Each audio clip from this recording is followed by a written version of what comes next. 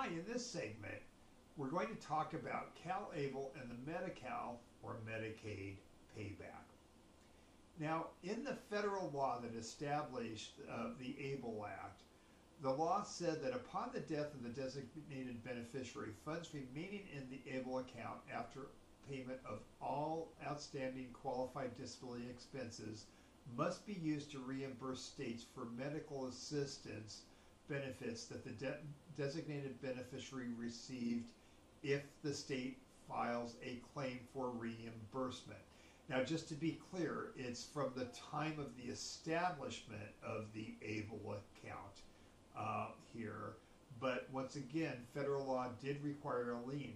Pennsylvania was the first state to really read this, and they determined that if they passed a law in Pennsylvania that said if you use the Pennsylvania program for Pennsylvanians here, that basically Pennsylvania would not file a lien on any of the Pennsylvania ABLE Act accounts, then they would effectively eliminate the lien. California looked at that and said, we really like that, and so California passed a very similar law. So in California, as we're going to see, if you use CalABLE, you can't use just any program, but if you use CalABLE and all of your expenditures are in California using MediCal, you can avoid the lien. So let's see how this plays out. Marcia has a daughter named Angela who was born with a developmental disability and lives in California. Marcia sets up both a third-party special needs trust and a CalABLE account. Angela receives in-home support services, IHSS, which is our attendant care program in California that's run under MediCal, California's Medicaid program. Marcia is in the military and is likely to move from time to time, which many military families do. So long as Angela only uses MediCal and does not move to another state, when she passes, there will be no lien.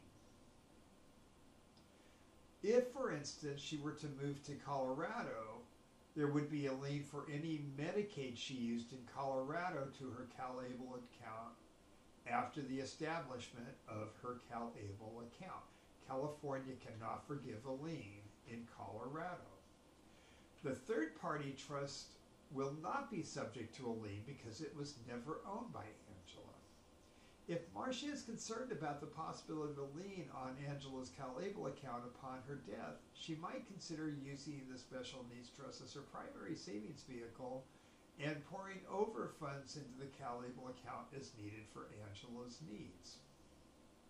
So, liens on MediCal is not something new, but let's just review this once again here, which is that as far as MediCal recovery, there's a lien for anyone who uses MediCal here, for any MediCal that you use after the age of 55, but it can only be collected from assets that pass through probate. So for instance, if you put all of your assets in a simple living trust, it'll pass by the trust and not through probate. So liens are very easy to avoid in California.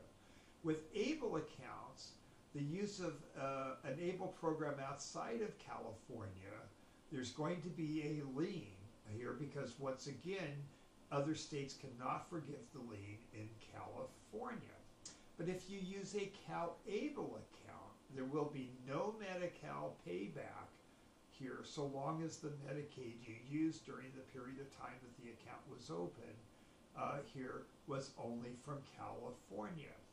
A third-party special needs trust or an estate planning special needs trust has no Medicaid payback because it's never owned by the beneficiary.